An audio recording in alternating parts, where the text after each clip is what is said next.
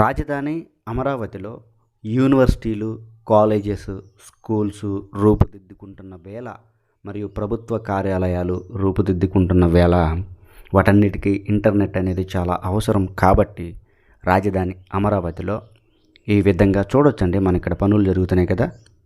Fibre net work అయితే జరుగుతూ ఉంది.